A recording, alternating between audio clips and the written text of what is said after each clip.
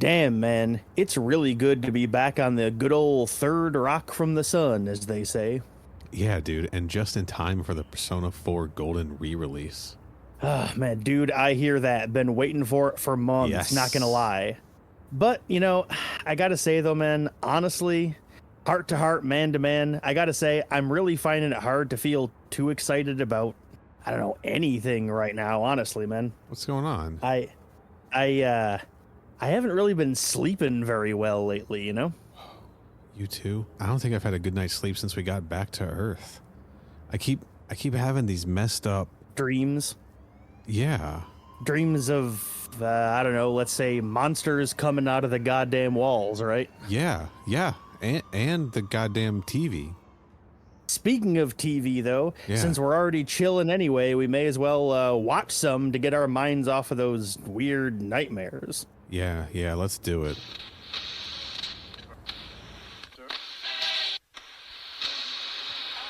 Huh. Seems to be a lot of religious-themed programming these days. Yeah, it's like that's all that there is.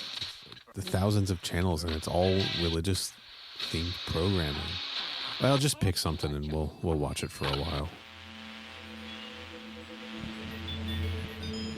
Don't be afraid of him. Believe in him. The Messiah. The Immaculate Incubation God.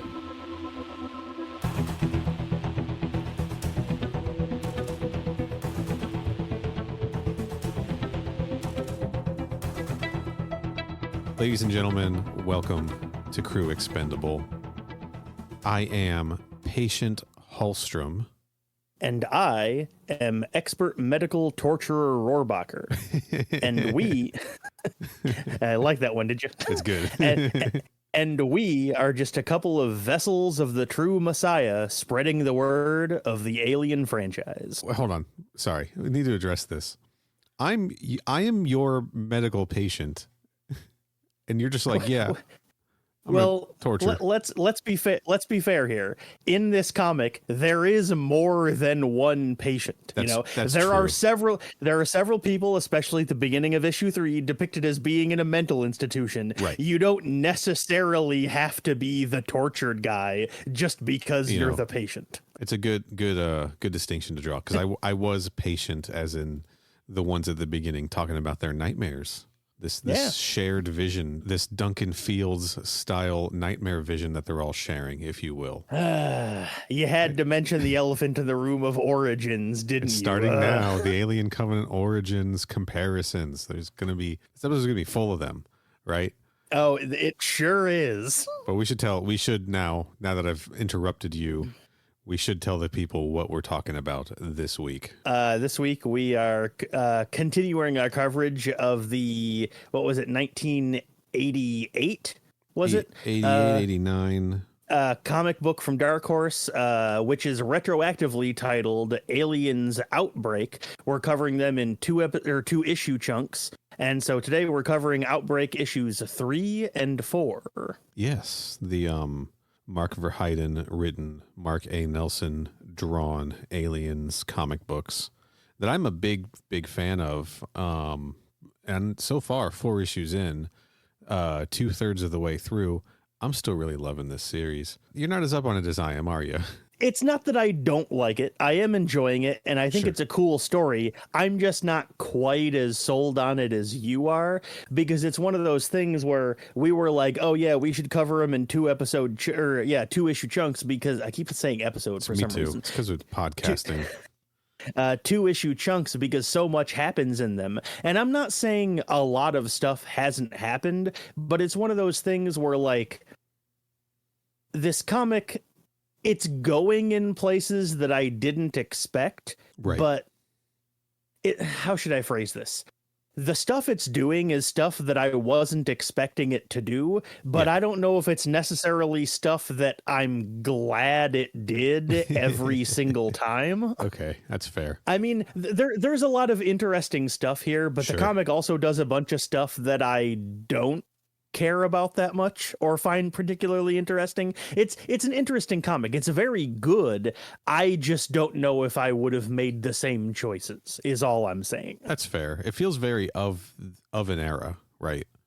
It sure Like, does. I hate to make this comparison again because I'm pretty sure I did this last one, but this is like a post-Watchmen era of comics, and you can tell that Mark Verheiden was kind of heavily influenced by some of the writing styles of one Alan Moore in particular. I mean, and he's having a lot of fun with this. And you know, I hear what you're saying, that maybe a lot happens in each issue isn't the right descriptor, but there are a lot of plates spinning in this storyline.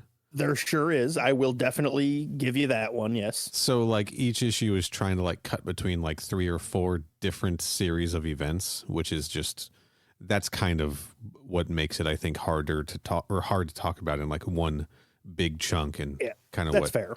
what warrants the breaking down into 3 episodes, just because there's just a lot of stuff happening in a lot of different places with different people, and you know. And another thing of it is that I got to remember that when this came out in like 88 or 89, this is what there was, you know. Yes. It's like at this time there wasn't, you know, 3 video games coming out in the next 6 months, and they release a new expanded universe book every 4 months. You know, like, you know, like constantly releasing new books for the RPG. There's a new comic every month and a half. You know, like they didn't have the glut of additional content then like they do now. It was this. So since it was just this, they were like, we gotta have as much stuff happen in this comic as we can, because who knows if there's gonna be more of them, you know? Yeah, and we want these to sit on the shelves and be sold for years to come. You know, I've talked many times about how insane this book is. Is that a fair assessment of this thing? Kind of. I would describe this book as extremely insane. Yes. Okay, good. I want to make sure I wasn't misleading you with that claim. because like, you know, we've talked before about how different Aliens is from Alien. Well, since this was intended to be a sequel to Aliens in its own way, this is as different from Aliens as that is from Alien, you know? Yeah, this is this really does a whole lot, and it is not that tonally similar to the movie it's supposed to be a sequel to, you know? It really isn't. Should we dive into this thing though? Sure. I think we should kind of, I don't know how to describe the opening events of issue number 3. It's essentially several different patients, like psychiatric patients, under a doctor. What's the doctor's name? His name is Arona, I believe. Arona, Dr. Arona, yes. All describing like a shared dream that they've all had. Dr. Morgan is one of the doctors. I think that might be the guy he's talking to, maybe. I don't know. Hard to say.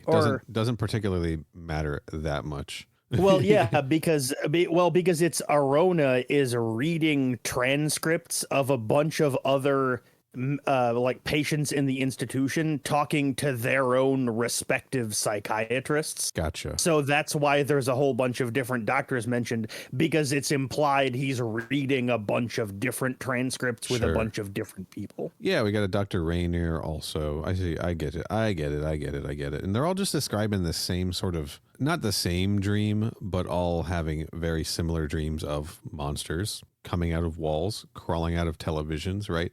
It's like the wall of a subway or something, like a subway train car.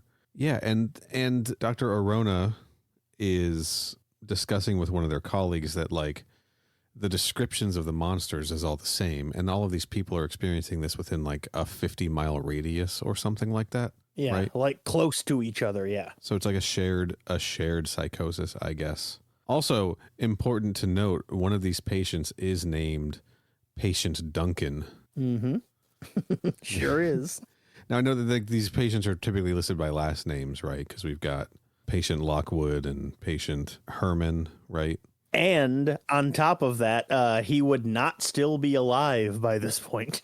It's true, because he was pretty old in Covenant, right? I guess, what year is this? I think it's implied to take place approximately 10 years after Aliens, which was in 2179. Right. So Duncan Fields was around roughly 100 years, give or take, before the story took place. Sure. Well, maybe this is like his son, right? Also named Duncan. Also Duncan Jr., yeah. Got it. Of course. Of course. Silly me. It's lineage. That's how it works. Anyway, I'm not saying that this is the same character. I'm saying this is where Alan Dean Foster got the idea. Got the name from. I got you. Yeah. But yeah, after reading all of these transcripts, Arona comes to the, in my mind, completely bonkers explanation that the best story to explain away how all of these people are having the same shared delusion, or however you want to describe it, is they're all telepaths. They're just like psychic now, I guess. Yeah, and they kind of theorize that maybe the creature, right, maybe the alien is communicating telepathically, right? These creatures that these people are having the dreams of are trying to reach out telepathically to us. It's an interesting idea, you know? And here's the thing.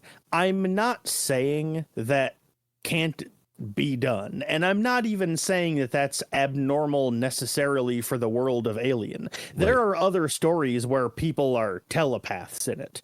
Yes. But to my knowledge, this is the first time the idea showed up. And to be perfectly frank, it is insane. Okay. Yes, this is the first time this has showed up in the Alien franchise. And I think it sticks around. I think the idea sticks around quite a bit. I'm not an expert on these early years of Dark Horse comics. I don't remember as much of them as I've read. I haven't retained a lot of details because I read them over like 30 years or whatever. Right. Yeah. And I think we did discuss in a previous episode that you're pretty sure at some point Newt eventually becomes a low-level telepath. I think so. I'm going to say this here. If I'm wrong about that, it might be that I was confusing maybe a change that they did when they turned her into Billy, Newt into Billy for those things, and that it might have been the way I interpreted her, like her memories of encountering xenomorphs as psychic damage, I guess. So I got you. We'll track that. There's a very, very good chance that I'm wrong about that, though. Well, but yeah, there's that though. There's this. But there's be honest, Duncan Fields might also been that as well. 100%. There's the main character of, I believe it's Sea of Sorrows, right? Well. Yes, yeah, he's a psychic and a descendant of Ripley. Isn't that correct? I believe they say he is a descendant of the clone of Ripley that appears in Resurrection, which is, in its own way, even more insane. But that's how he gets the telepathy, right? Because he inherits that from the Xenomorphs. Supposedly, yes. Jesus that's what Christ. they say anyway. And like, I haven't read a lot of the comics and novels and stuff. Right. So I'm sure there are other examples of psychic powers showing up in Alien, but like those are the only ones I can think of off the top of my head. And to be honest, it's still kind of weird to me. I'm not saying I don't like it. It just seems like an odd choice for a franchise like this. That's all. Yeah. I'm curious if that shows up in any of the RPG books. I do not recall off the top of my head. I'd have to go through and look at them again. It's been a little while since I've poured through them at all. Yeah, maybe we should take a look at that for the next episode and see if that's something that's still kind of present in modern canon, so to speak, right? Because those, my understanding is those RPG books are essentially treated as like mythology Bibles, right? Pretty much, yeah. Like there are some parts of it where they even invented new mythology that is now considered canon because they were created for that book. So gotcha. Yeah. Okay. Well, we'll check into that for next time. But for now, for sure, there's going to be no shortage of psychic talk on this episode because, well, it's just a constant theme in this. But before we get back to that, we do check in with our lone survivor of the junket, right? Mm-hmm. One Captain Lekowski. Captain James Lekowski. Last time we saw him at the end of issue 2, he had a face hugger on his mug, right? And he was tied to like some medical table with a bunch of like tubes and like they were studying him and stuff. Yeah. That was how issue 2 ended for all the listeners out there. Yeah. He's still in a lab getting examined. He doesn't have a face hugger on him anymore, and he has regained consciousness. He is at some sort of genetic research facility, right? Mm-hmm.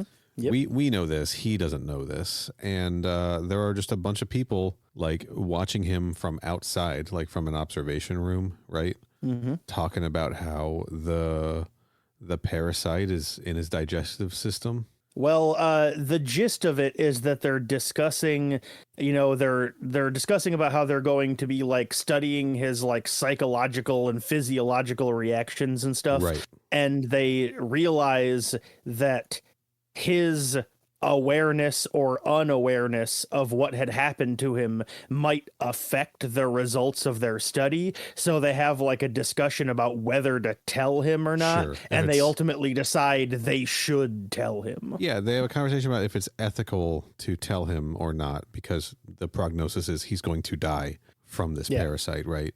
The thing that I thought was interesting is they talk about how the parasite is nested in his digestive system, drawing relatively insignificant amounts of blood and fluids, right? I'm really fascinated on the conversation about the gestation of the xenomorph, like in this early stuff, because this was not explored in that kind of detail in Alien or in Aliens, right? And the movies have been wildly kind of inconsistent in terms of gestation length and effects and things like that, which is fine. I'm ready to believe it's a relatively unpredictable process. It seems like it would be.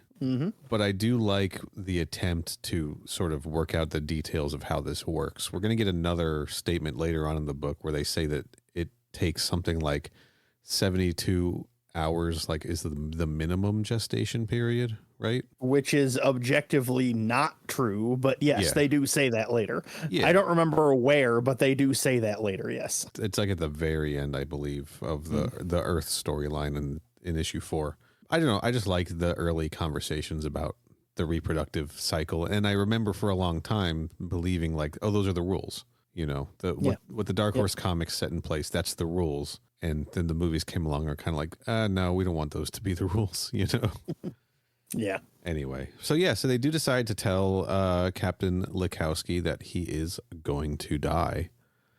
He's not thrilled about it, folks. He does not take it well at all. Like there's a panel of him like shocked and in awe and everything. And then they do an absolutely fucking hilarious hard cut from his face going, ah, to a shot of the preacher guy who's, I have his name right here. Salvage. His name is, Salvage, if you prefer to pronounce the J. Well, I did a how do you pronounce search on this name? Of course. And it's Salvaje. All right. It is Spanish, and I believe it kind of means wild. Like that is okay. That's fair. Yeah. I might sometimes accidentally just call him preacher or whatever because I didn't even realize what his name was until halfway through issue 4, and I forgot to go through and change it in the section of my notes before that. So anyway, like I said, there's a very funny hard cut of Salvaje lying in the bed of a sex worker he hired, and he's just lying in bed watching her do household chores, and it's implied he's been doing it all day long. Right. One important detail about this sex worker, she is pregnant. She certainly is, and that is significant because he takes that opportunity to go off about how wonderful and great and selfless it is to be pregnant. And the sex worker's like, yeah, okay, buddy, whatever. My back's killing me. Shut up. I know, it's so funny, but he's like, you're joined with another life. It's the most magnificent. I mean, we get his whole thing, right? The same way he's feeling about the xenomorph, right? The immaculate incubation and all of that stuff, right? Yep. So he asks her, he's like, I just want to know how it feels to be pregnant. Then we cut to him meeting the pirate broadcaster guy from the last couple of issues. We find out in the beginning of issue 4 that his name is Maris, by the way. Maris, yeah. Maris is like, where have you been, Salvaje? And he's like, I've been studying. It's creepy. He's creepy. Whatever. He's a creep. He is a creep, and that opinion turns out to be justified later on. But anyway, Maris comes up and is complaining to Salvaje about how, after he did those broadcasts, the government's coming by and started sniffing around, and that's no good, so I'm ending our agreement. And then Salvaje threatens him in a very vague and inconclusive way about how he needs to keep doing it. And Maris is like, okay, God, fine, I'll do it, fuck. Fuck, fine. Yeah, he's like, my mission is more important than the government. Look at this magnificent creature. He's still got this model, this hologram or something of the Xenomorph, right? Yep. And he's like, He sure does. This is the true savior of humanity, whatever, right? Dude's nuts. I would say that, yes. Hard cut from there. Also, he looks like I think I said this last time, he looks like Xanatos from Gargoyles. He sure does. I think you did say that, but it's worth notating because he still does look like that, yes. He looks like Tony Stark from the 90s Iron Man cartoon. He also does, where he has like the high goatee, you know? Yeah. Yeah. Trendsetter is what we're saying about Salvaje. He's Correct, yes. This was 88, 89, so like he was kicking off the look. That's right. Cut from there to the was it the K014? Is that the designation of the ship? I think so. I don't have it in front of me, but I think that's what it is. That's what I'm reading off the side of the ship. We'll catch it in dialogue at some point. K-014. Yep, That's what I have written. K014. Yep. This is the mercenary ship. Is that correct? It is. If you recall, listeners, Massey, the crazy guy that murdered his family in like last issue, or I think it was last issue. Yes, it was. That's his, like the K014 is his ship, the one that he is piloting, where I believe they said in the previous issue that his plan is to take off immediately after the Benedict and just follow them to where they're going. So, yeah. Yeah, and he's just in here with his group of mercenaries talking through what they're going to do to intercept the Marine ship, right? Mm-hmm. And from there, we cut to the Marine ship, the Benedict. We sure do. The Benedict, yep. Where Hicks is getting chewed out by the captain, Stevens, right? Yeah, Stevens. That is the CO, yes. And he's getting chewed out by Stevens because they discovered Newt was on board. Right. Hicks is like took her out of storage, I guess. The locker, like 12 hours, pretty much. Yeah. 12 hours after they had left, and the medicine was wearing off, and they threaten each other a whole bunch, but eventually Stevens is like, you know what? Fine, whatever. She's your fucking problem.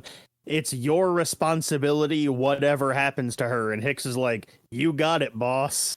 We also learned the absolutely fucked up bit of trivia that Newt apparently weighs 104 pounds, which is just seems like not enough. I understand she's an 18-year-old girl, but 104 pounds, dude. And we learned that because Hicks says to offset the gravity balance, he took 104 pounds of some kind of raspberry food off the ship. Mm-hmm. He describes it as a raspberry flavored shit, is how he phrases it. Right. But then they're like, okay, well, that's fine. Like, they're not happy about it, but they're like, okay, well, that explains it. That compensates for it. Dude, you just took 104 pounds of food off the ship. Yeah. That is like, let's just do the math here. That's 400 quarter pounders. Their focus here was attempting to complain that he like threw off the weight of the ship because it has to be extremely precise. And he's like, no, I got rid of 104 pounds of food. And then they were like, oh, okay, that's fine then. Completely glossing over the fact that he got rid of 100 pounds of food. 4 pounds of food. Yeah. Because you can't imagine they're really taking extra, right? I mean, there must be some amount of extra in case of emergencies, right? They got to be able to survive, I suppose. But they're not. Much. But if the balance of the gravity drive engines is so specific, they're not packing more than they need to. So that 104 pounds of food probably gonna be missed. It probably will be. Yeah. Let's just see if it comes back. What was that? Sorry to say this. Half remembering this bit of trivia about when there was a woman astronaut was going to be on the International Space Station for like 6 months or something. So they sent her 1,000 tampons.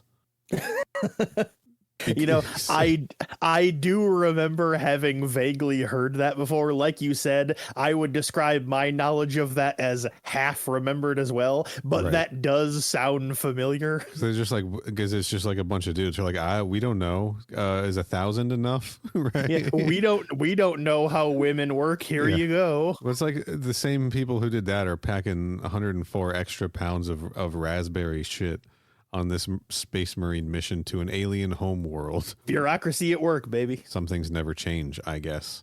So anyway, we then cut to some crew members sitting around in the break room playing cards or whatever it was they were doing. And one of them has to do like a walk through the ship. They're playing Pogs. The Pogs are like way in style. Of course. Future. Of course. Yes, I should have known. But he has to like do a walkthrough of the ship to like, you know, make sure the bulkheads are secure and all the nuts are in place and all that. Yeah. And then he suddenly out of nowhere gets stabbed through the neck with what appears to be a section of pipe. Yeah, it's nuts, dude. I thought it was a knife at first until a later panel we saw a wide shot and it has like the 90-degree pipe elbow on the end. Yeah. And I was like, where'd this guy get a section of pipe to stab someone through the neck with? Like, come on. You know what it is? You know what I bet? You know what it is? This is a flute. Oh shit, it is. This is what David We're did. going to say it is right now. It's a flute. This guy took a page out of David's book when David shoved a flute through Walter's neck. That's right. And I should specify, go ahead, sorry. Oh, clearly that was a reference. The Covenant scene was a reference to this comic book, right? That is right. More Covenant connections, just like how the entire plot is a reference to Origins. It's all over this thing. But I should point out for the listeners how you said that guy. It is because we never actually see who it is that did the stabbing, and it's left to be a mystery of wondering who the traitor is. Sure. When I read this, I immediately thought, oh, the mercenaries already caught up with them. But no. That is also what I thought, but no, that is not what happened. Yeah. So the guy gets stabbed, gets put into a space suit. A spacesuit, yeah. Dragged into an airlock. He doesn't get put in there with just a spacesuit. Whoever it is also puts a grenade in the spacesuit with him. That's a key point. Yeah, and then ejects him out the airlock, and the grenade blows up. And as you may imagine, kills him. And obviously it kills him. And like, meanwhile, people are like monitoring this stuff. They're like, holy shit, someone's like, the crew is like, someone's in the airlock, someone's gone outside, there's an explosion, what the hell's going on? Get Stevens, and Stevens shows up and is like, what the fuck is going on? Yeah, he doesn't know. He's as confused as everyone else, and everyone's like, what the fuck is happening? Let's just be clear, this person had a flute shoved through their neck. Yeah. They did not need to then be blown up outside of an airlock. I mean, I understand disposing of the body, but like that was just going to bring attention to the fact that this had happened, right? Like, I mean, on one hand, on some level, I understand why this person blew them out the airlock, because when this guy ran him through the neck with a piece of pipe. Mm-hmm. Strangely enough, the dude that got stabbed, a Benson is his name. Sure. Benson did not die from that. So presumably that's why they tossed him out the airlock, because they're like, oh shit, if he survives, he'll be able to say who it was that did this. Right. But it just seemed like, I don't know. You could have killed him quietly and just disposed, like hid his body somewhere or something. This just brought a lot of attention to it. And it didn't seem to me like there was a clear motivation for like, oh, I want to get the crew paranoid. I want everybody to be afraid of what happened. You know, it doesn't seem like that was really a plot point unless I missed something. Right. Like that would make sense. I don't think you really did. First off, I would like to say that if you're wondering why he didn't kill him more quietly, he could have used, I don't know, a knife. As opposed to a section of piping. He could have just stabbed him with a fucking knife. Literally the loudest way he could possibly kill this person. Like pipe, then put him in a spacesuit with a grenade, blow an airlock, and he explodes. I mean, I guess it wasn't that loud because he was in the vacuum of space. So you know, true. But you know what I'm saying? Flashy. But it was certainly flashy. Just not really to answer your question, but just more to, offer theories. I was under the impression that the reason this guy killed Benson is because while Benson was doing his walk around, he like heard the radio communications and the dude was like, oh shit, somebody heard me, gotta kill him. That's fair. Okay. But I mean, that's not really an explanation. That's just like me looking for a way to explain it away. Right. There's nothing in the actual comic that suggests that's what happens. That's just me inventing a theory. It had the excess of one of the X-ray moves in Mortal Kombat 10, right?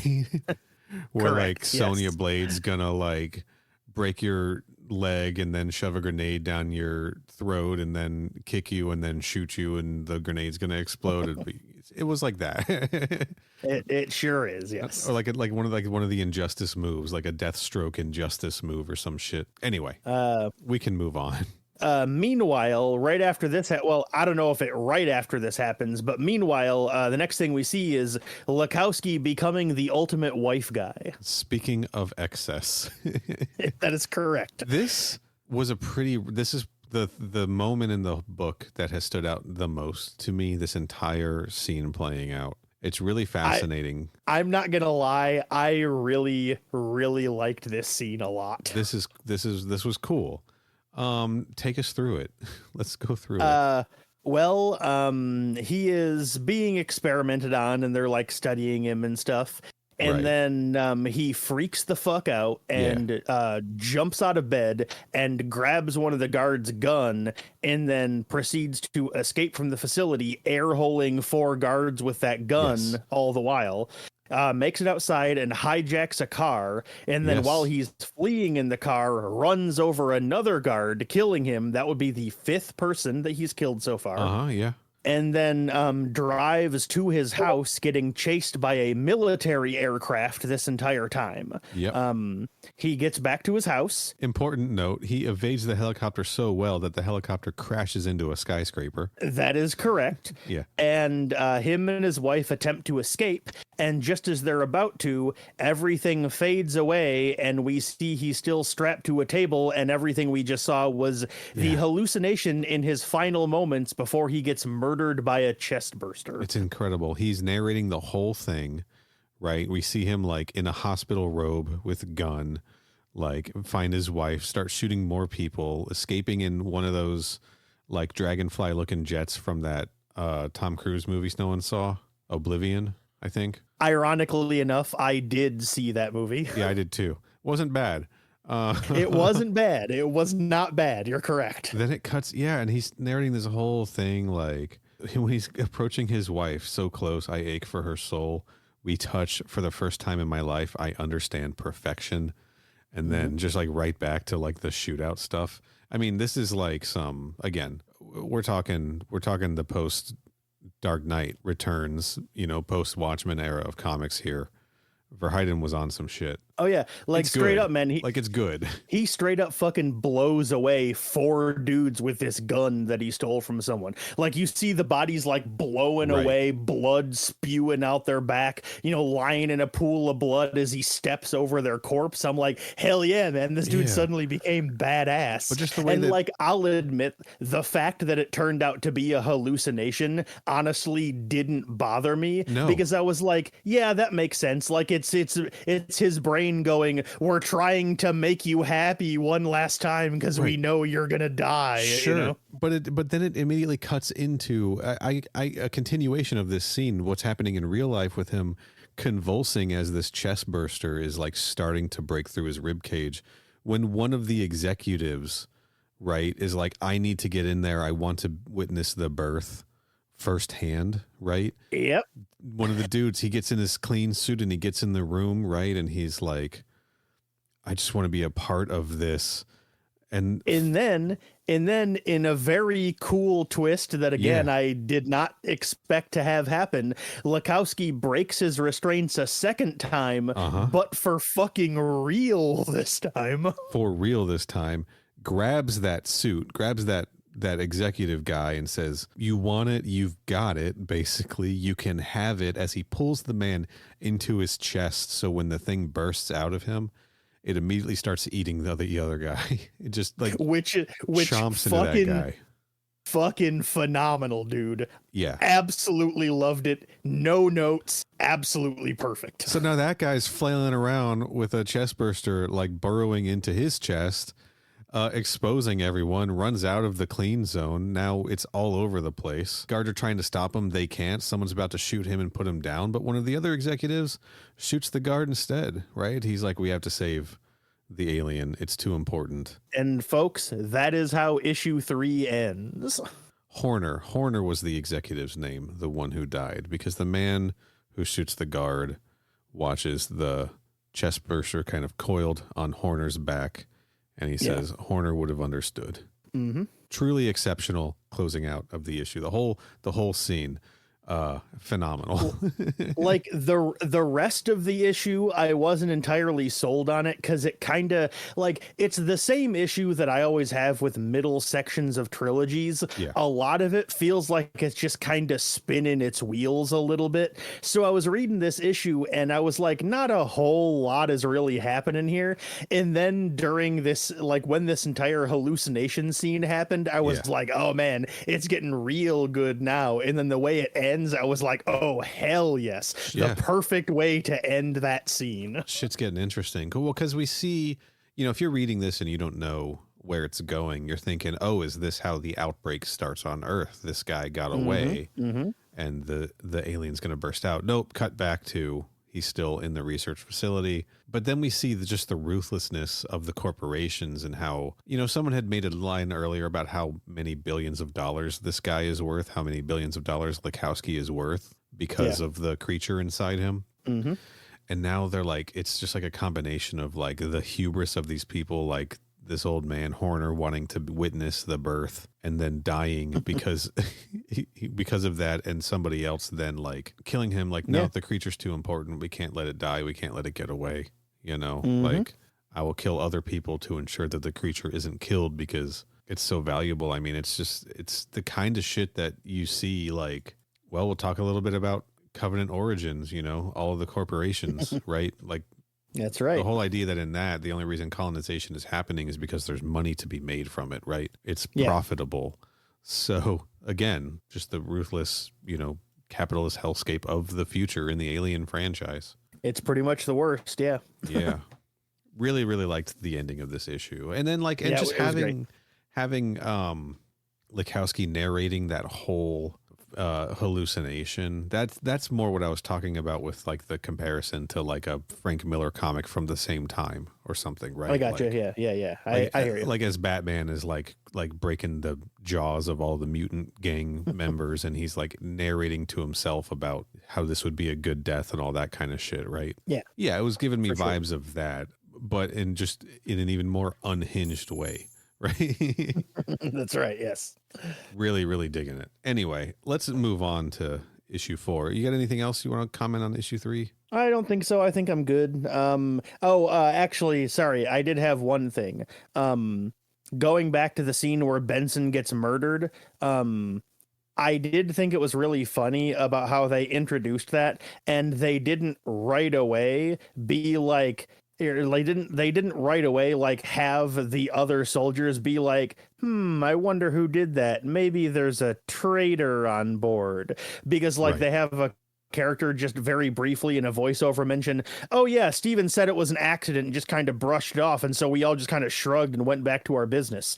But like, even though we never see who it does that does the murder, and don't worry, listeners, we do find out later who it was. Even though when it's happening, we never see who it was, we do see shots of the person carting Benson's body around, and they're very clearly dressed the same that Benson is. So it is very obviously another Marine. Yeah. But they just never point that out or call any attention to it. Right. We know it's not an accident. Yeah. And we'll find out who did it. We sure will. We could just tell people now. We could. Yeah, let's keep them on the hook. All right. All right. Issue 4 then. Issue 4. This opens up with the the pirate broadcaster guy. I can't pull his name. Maris? Is that it? Maris, yes. Maris, okay. He is strapped to a table, and thinking about it now, does that mean that all 4 issues so far open with someone strapped to a table? There are a lot of people strapped to tables in this series for sure. There are a lot of people strapped to tables. Yes, that is correct. I just jumped back to issue 1 here. Page 1, Newt strapped to a table, 100%. Yep. All right. Yep. I cannot believe. All right, issue 2.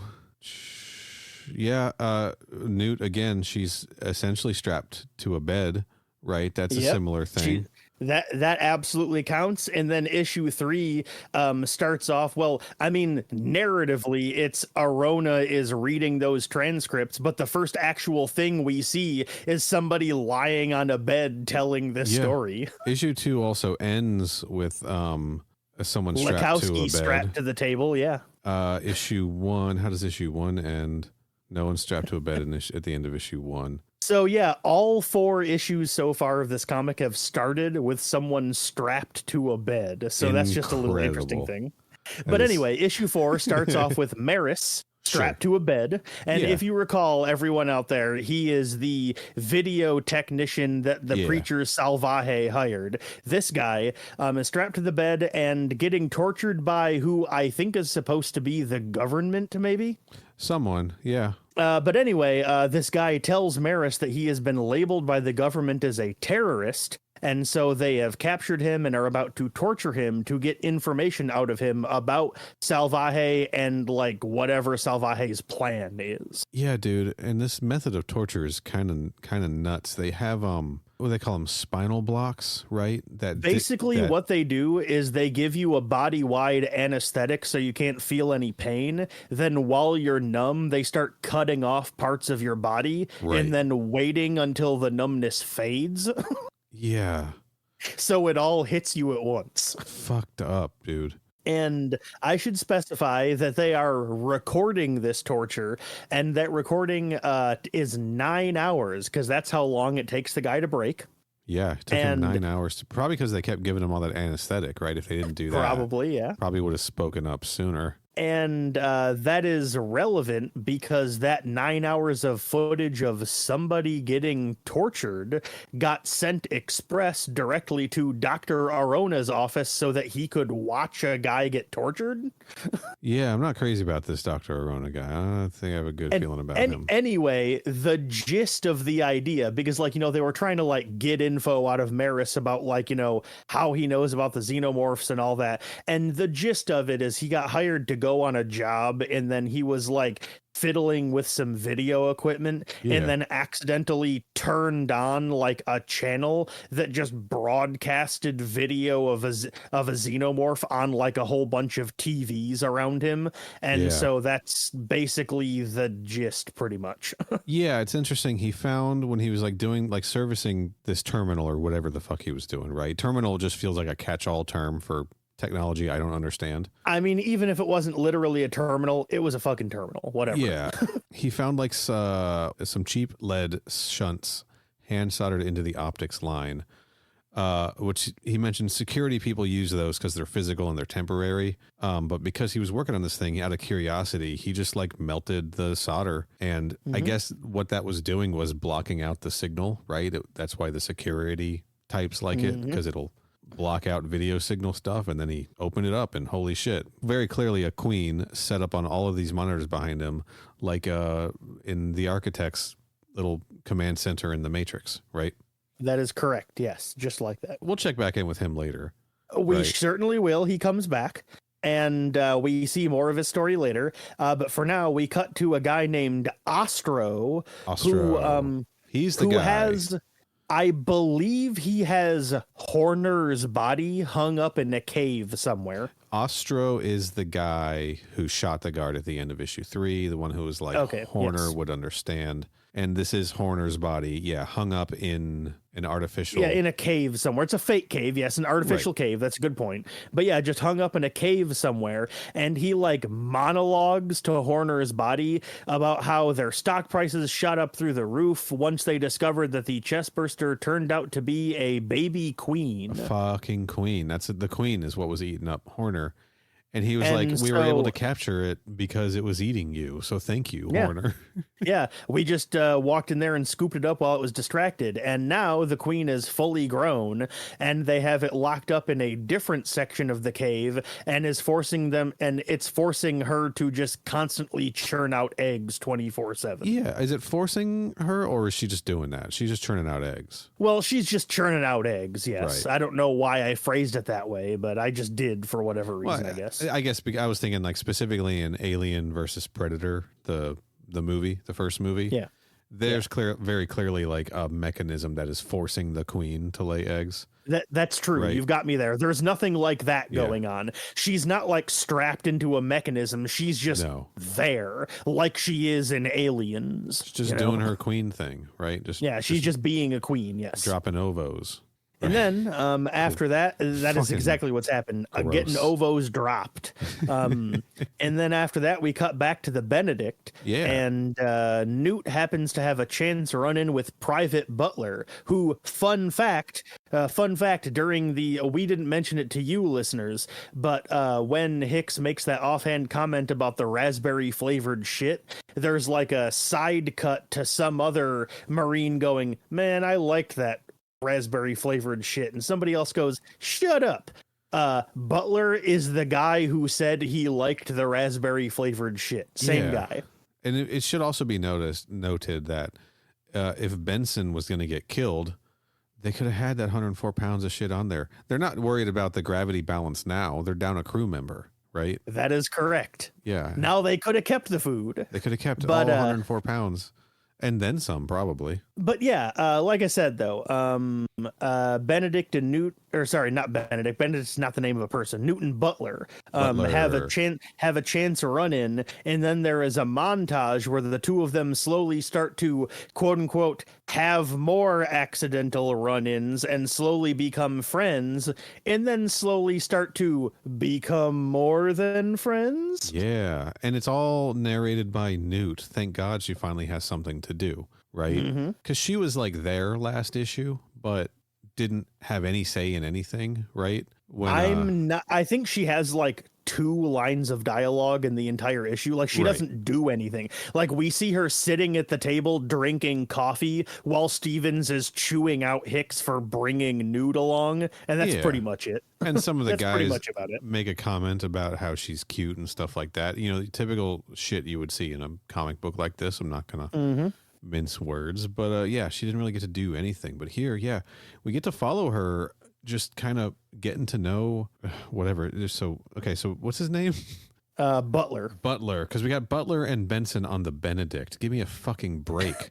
that is Jesus correct. Christ. Yes. Getting to know Butler, right? Private Butler, yes. He's showing her the weapons. He like touches her on the back, and she like freaks out, and he apologizes, and she apologizes, and he seems like very respectful. We see her like getting more comfortable and trusting with him. It's not like a weird, it's a weird situation, I suppose. Yeah, it's weird because the situation is weird, but he's not acting weird towards her. He's not being a creep. He's not being weird towards her. We're not getting any sense of like, there's no shenanigans going on with this guy, right? At least not as far as I can tell. It seems genuine, I guess, is the short version of what I'm saying. Correct, yes. And Hicks doesn't like it, right?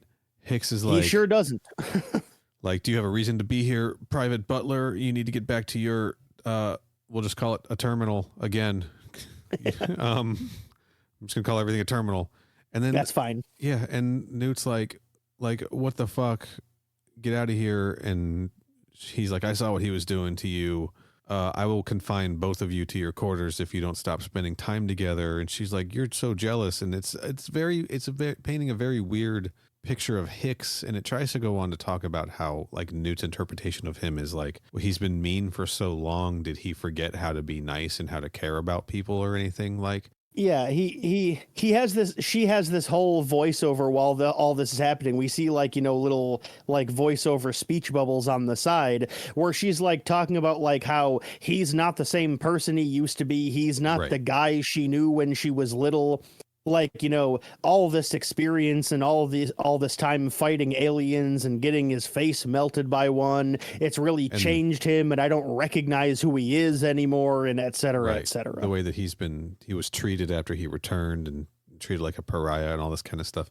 Like, on the one hand, I get it, but on the other hand, this seems like a big turn. I didn't get that reading from him in issues 1 and 2. Did you? I did not either, and I thought the turn here when he starts getting really jealous and possessive of her felt like a completely unearned turn. Like he hadn't done anything that would indicate he felt this way. I mean, he broke into the mental institution to rescue her, but that wouldn't imply that he's jealous and possessive of her. Right. You know? I mean, if this is if it's a fatherly thing, that's different, right? Because that was kind of the relationship that was established in the movie, right? Mm-hmm. Newt as the surrogate daughter to Ripley, and then Hicks as the father figure, right? It wasn't explored super deep in that, but that was the dynamic that was set up, and it was a really good dynamic that worked, and that's what I thought was carrying over into these comic books with him breaking her out and stuff like that. It's more like, no, I need to take care of her. I really hope that that's the direction. If this is going to take a turn and Hicks is going to be like, no, you're legal now, so I'm into you, that's going to be real fucking creepy. I mean, I don't think that's what's going through his head, but like, then again, how else would you explain him getting mad at Butler for being friends with Newt? Have you seen, what's that Steve Carell, Ryan Gosling, Emma Stone movie? Crazy Stupid Love.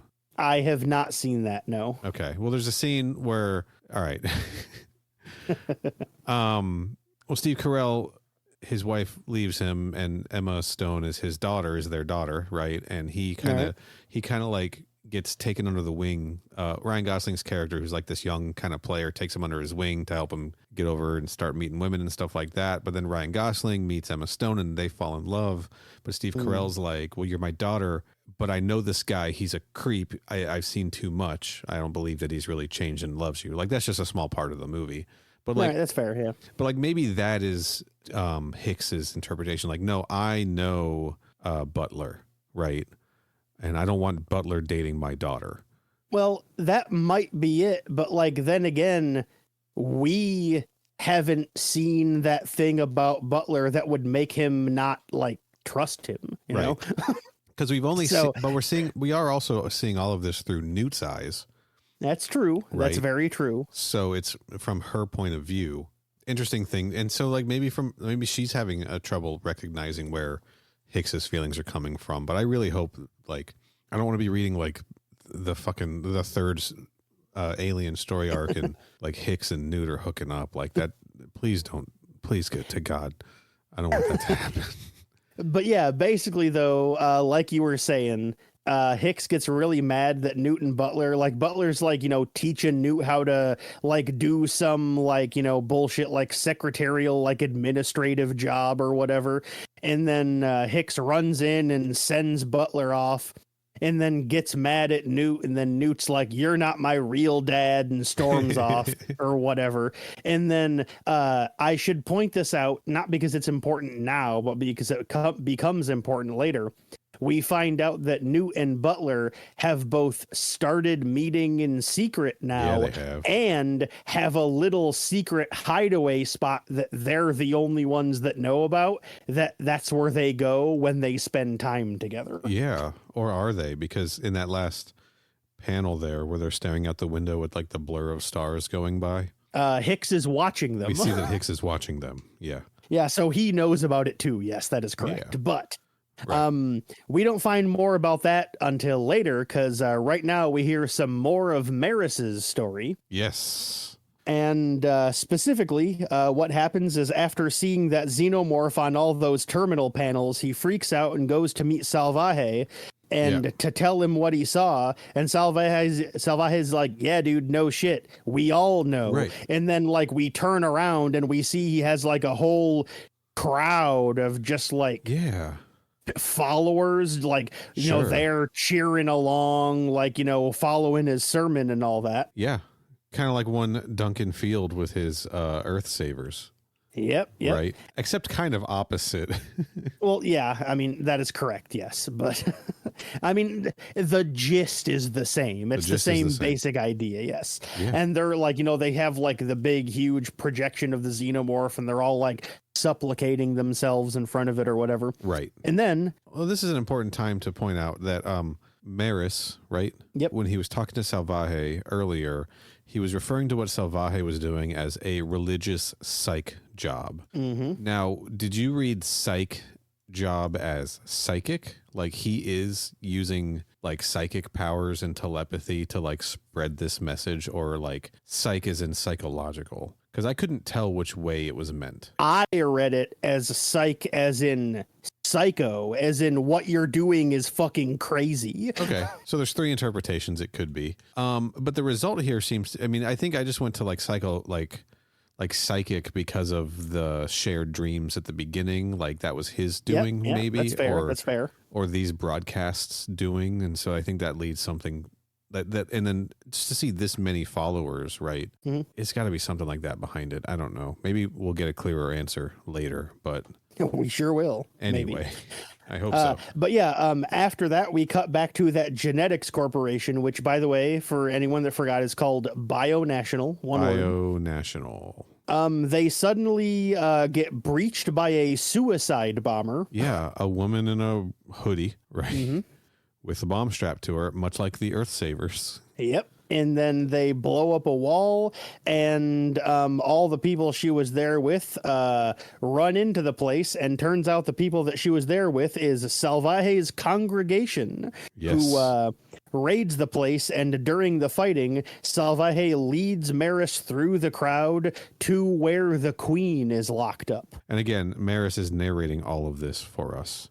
This is him telling the torturers what happened. That is correct. And let's be clear. I mean, like the way it's depicted in the comic is we're seeing the drawn panels as they're happening, but there is VO from Maris alongside it, indicating that we're seeing what happened in the past. You know? This door that says "Danger Biological Experiment," it just looks like a regular old fucking office door.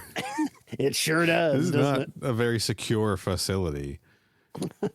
I don't know, man. But it's got a whole ass cave inside with a queen and all her eggs. Oh, yeah. I was going to say, considering how bad they are at security, Salvaje is able to just walk up to the door that the queen is at and open it, and then they just go in.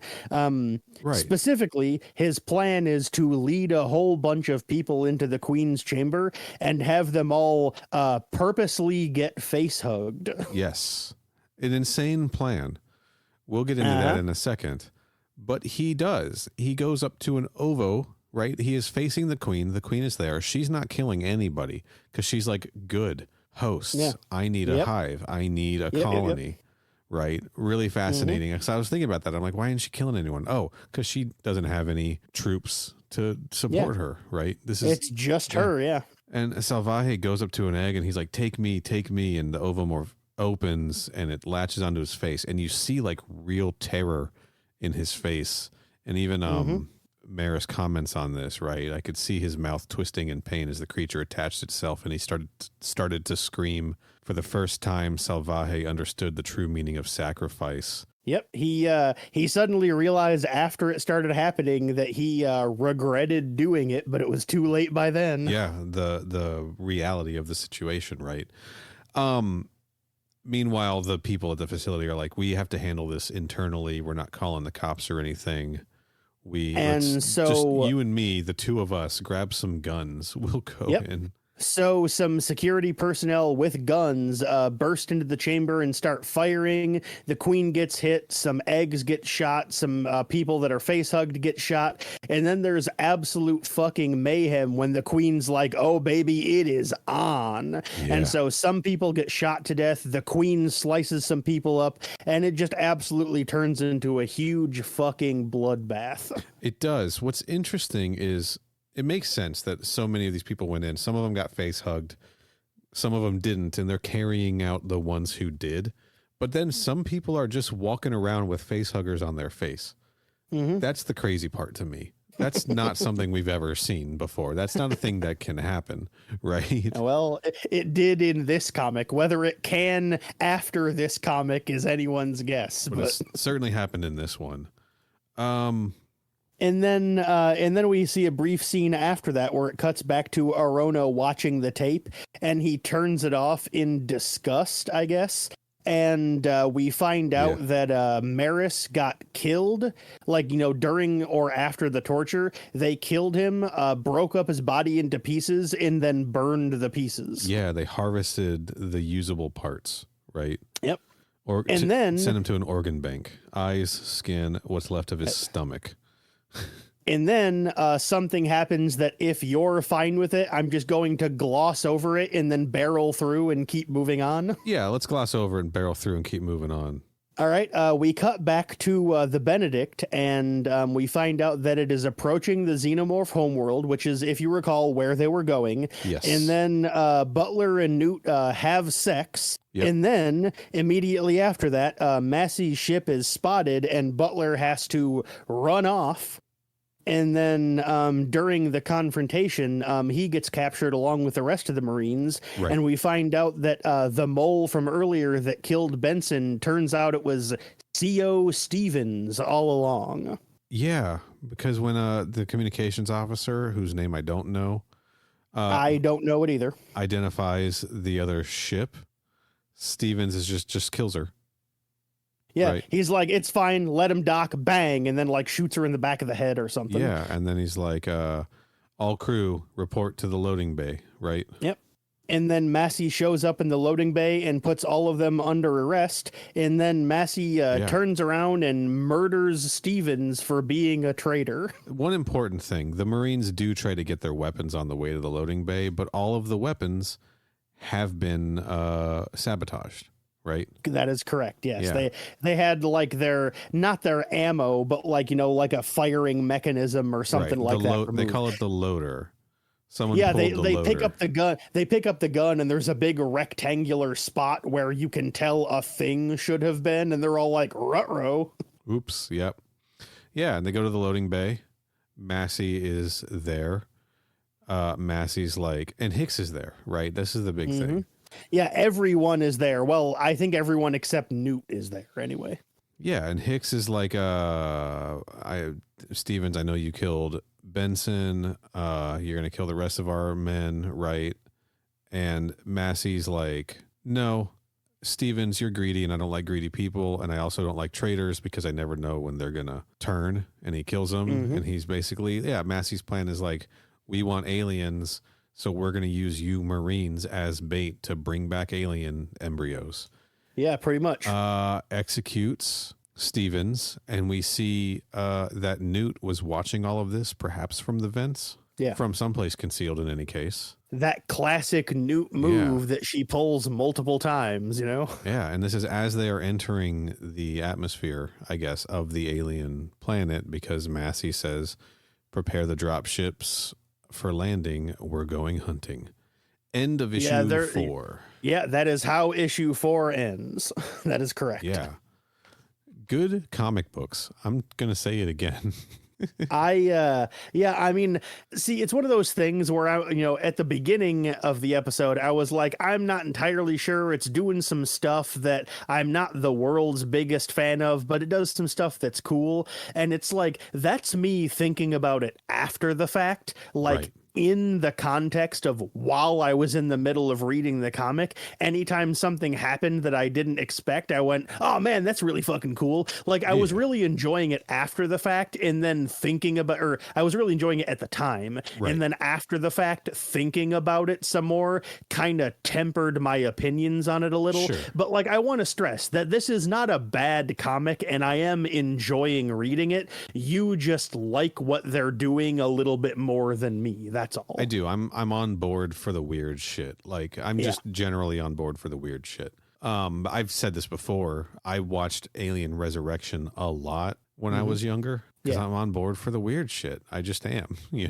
and if I recall, isn't Ripley psychic in that movie? I think it's the same kind of thing we were talking about with, I guess, the clone Ripley descendant, where she may have some kind of a connection to however the Xenomorphs communicate. I don't think because she's like genetically part xenomorph. I got you. Right. Okay. I don't think it's explicitly like she can read minds, but it's more like there's like a moment in that where she's like, I can hear the queen. She's in labor, right? I got or you. whatever. Or whatever. That's a fucking weird ass movie, dude. It's extremely weird. Holy I've only seen it the once as far as I can recall, but I do remember thinking it's very weird. I want to be clear. Like my favorite Alien thing is Alien, right? The first movie. Same. My second favorite Alien thing is Fire Team Elite. Just kidding. My second favorite Alien thing is Aliens. Is the second movie. Like, here's the thing. Yeah. If you had said it actually was Fire Team Elite, I probably would have believed you. Yeah, Prestige rank 50s right now, by the way, everyone. Yeah, you really like that game a lot. I absolutely would have believed you. But those first, like a lot of people, I think those first two movies are like, no, that's the series. That's the two. Those are the two genders of the series, right? Alien and aliens. That is correct. So that to is speak, correct. Yes. Right? That is a good way to put it. There's two types of people in the world. Maybe that's a better example.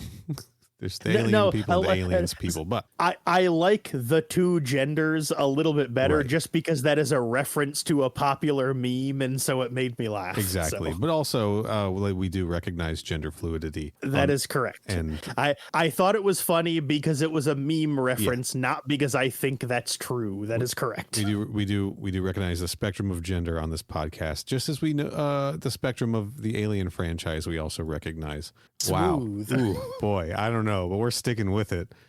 No, we're keeping that, baby. We're absolutely keeping it. But like, so I have my favorites, right? But because I have my favorites and I'm secure in what those favorites are, I am totally okay with exploring the weird stuff and enjoying it for what it is. That's fair.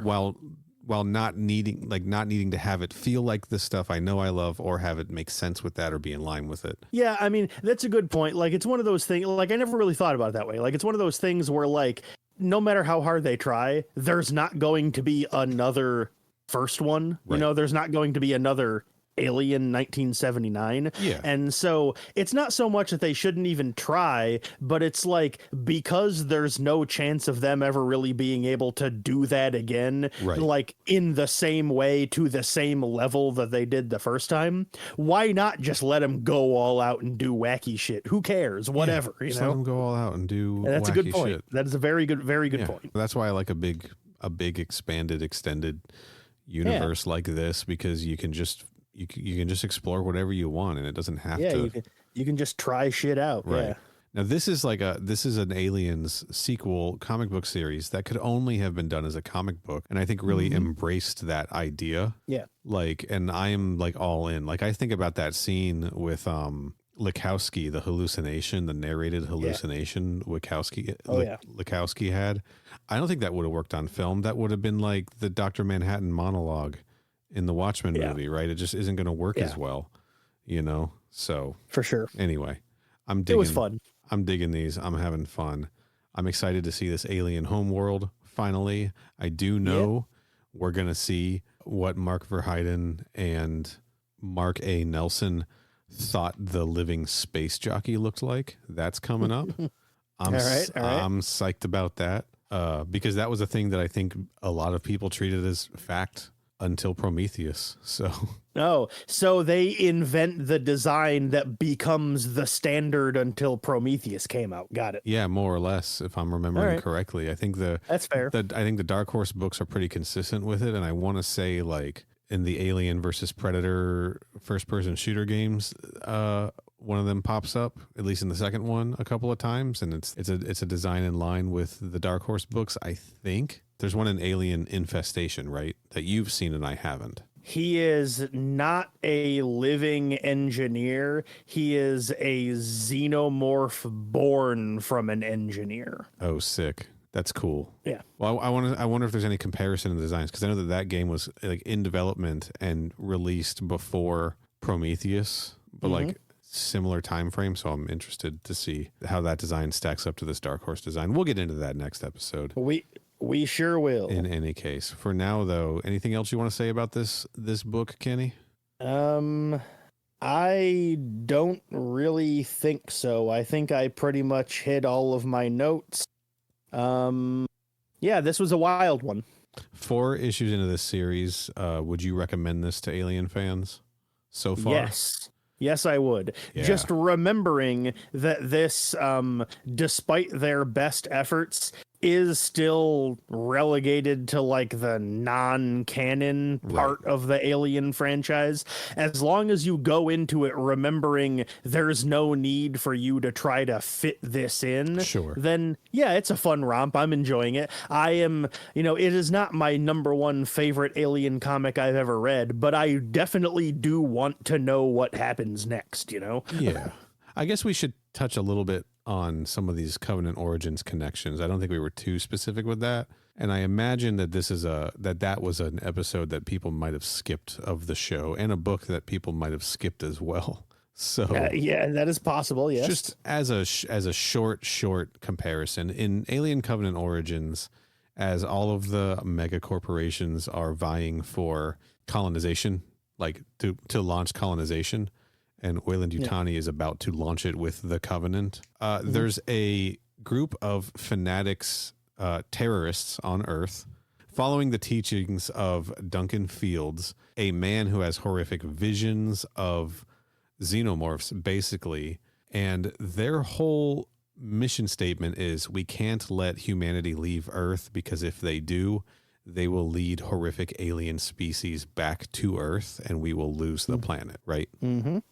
We will die. Compare that to this comic book where Salvaje is trying to spread the word of the Xenomorph as the one true Messiah and savior, I guess, of mankind through this immaculate conception philosophy, where he is like raising people who are all sharing visions of Xenomorphs to seek this out and create a colony of these things on Earth. It's just very similar themes, right? The dream aspect of it, the Earth hive version of it all. It's all very similar. And I talked about that in the Covenant Origins episode. And of course, the corporate greed of it all is a huge part of that book and this comic book series so far as well. I'd like to briefly follow up on something you said like a minute or two ago, where in case there are any listeners out there that have not listened to the Covenant Origins episode, you absolutely should. It is a 100% a banger of an episode, and it is a frankly absolutely fucking insane alien story. It is. It is a wild book in the same ways that this one kind of is too. I mean, we don't have any people hiding inside of animals yet, right? That's true. We do not have any Messens as of yet. That is correct. That doesn't mean that we won't get it, Wouldn't be surprised if that popped up. But I do think that the themes of the two stories are very, very similar. And I had remembered that when we did Covenant Origins, and I had talked about it a little bit then without much memory of this storyline. Yeah. So it's just interesting to see how strong the thematic connections kind of really are. Just kind of shows that this, maybe even inadvertently, this comic book series that is written out of canon might have still influenced stuff, that came later. I mean, I'm sure it did. I don't remember exactly how many, but I remember reading something about how this comic was such a huge smash hit that they had to do like 6 or 7 printings of the first issue or something like that. Yeah. Like, it was a massive success. And it is still, and you can still buy this. Like, Marvel has released this digitally, in 6 issues. Like, you can buy color versions of this. Those are the versions I'm reading, since I like the color versions. And I think I mentioned this last time, my 30th anniversary trade, black and white trade, doesn't have chapter breaks and has the the theory of alien propagation story mixed in, so it was really hard to figure out where to start and stop. So I switched to the individual issues that Marvel released, and I'm liking the color. That's, again, good looking book.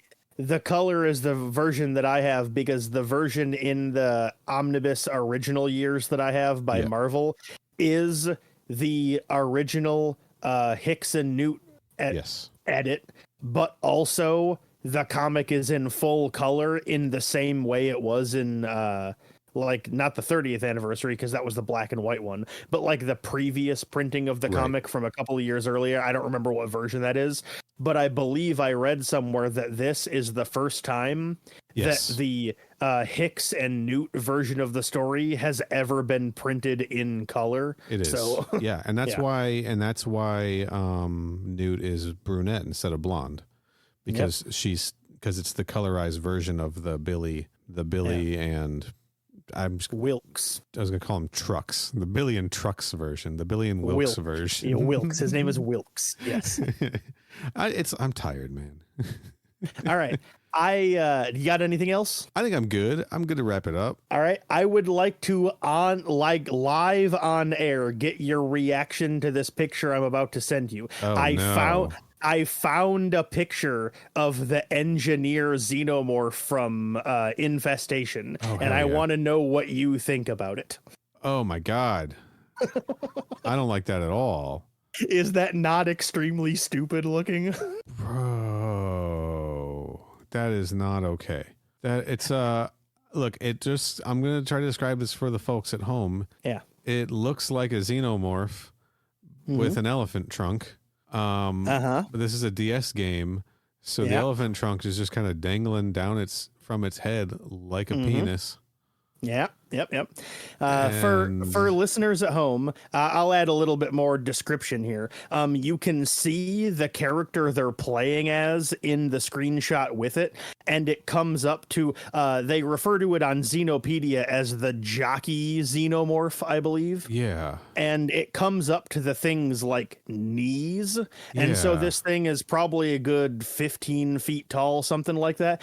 And imagine a Xenomorph, but it's like rust colored rather than black, and then has a big stupid elephant trunk coming out of the front of its face. And it's got like a more humanoid mouth. It's got like it's got like Baraka's mouth. Yeah. And then you can see the space jockey skeleton in the background. That's kind of sick. And then just eggs everywhere. Yeah, implying that this guy, because this guy is a boss in the game, it's implying that that's the Xenomorph that came out of the space jockey we see in the first movie.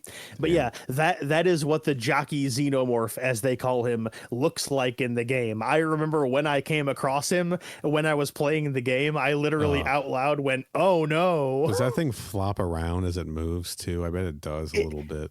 It does kind of flop around. It does kind of wave around back and forth a little while he walks. Yeah, it's extremely stupid looking. Like, honestly though, dude, if they got rid of the elephant trunk, I think that would look fine. But like the elephant trunk, just the addition of that, it looks so stupid that it makes the entire design look bad, even though that's the only part about it that I don't like. Yeah, and it is implying that the trunk is a part of the thing's head, as so many people assumed it was until until Prometheus came out. Yeah. I don't like this. Let's get out of here. Kenny, where can people find you on the internet? I am on Twitter. My handle is @CYHOBBEZ, but a little addendum. I am also now on Goodreads and Letterboxd at the same handle. Nice. Keeping track of the alien books you're reading? I forgot to log this comic in, but ostensibly, yes, that's precisely what I'm doing. Very cool. And the movies, the Starship Troopers movie. Well, we might watch that eventually, but yeah, I mean, when we get around on the show to watching another movie, I'll definitely log it. I mean, as of right now, I haven't put in anything yet, but I'm not really much of a movie guy. I don't watch them that often. So it's not really strange to me that I haven't logged anything yet, despite having the account for like 2 weeks now as of this recording. Gotcha. So. I am also on Letterboxd, but I don't remember my name. I think it's Final Neal. Certainly my Twitter is @FinalNeal, and my Instagram is @FinalNealRetro, and that is Neal with an A, like aliens. That is correct, yes. And I do a podcast about Mortal Kombat shit called MK Podquest. You can find that at mkpodquest.com. Kenny, where can people find this show? I'd just like to clarify real quick in here that I just opened up the Letterboxd app, and yes, Final Neal is your handle on Letterboxd. All right. I'm looking at your recent activity, and you have 3 movies that you rated 5 stars. Sure. Were they the American Pie movies? Because I did that once as a joke. They are not, as a matter of fact. Your 3 most recently watched your 3 recent activities are The Iron Giant, The Raid, and Jaws, all 3 of which you gave 5 stars to. All fucking 5-star movies, by the way. Hell yeah, they are. Anyway, what was your question? Sorry. Where can people find this show? Our Twitter account is at Crew Expendapod. Our website is crewexpendable.net, and our Instagram handle is at Crew Expendablepod. Yeah. Subscribe in your podcast app. Give us good reviews, 5 stars, all the thumbs up things. You know the drill. Mm-hmm. We will be back next episode to wrap up this Aliens saga with issues 5 and 6 of Aliens Outbreak. Until then, stay frosty.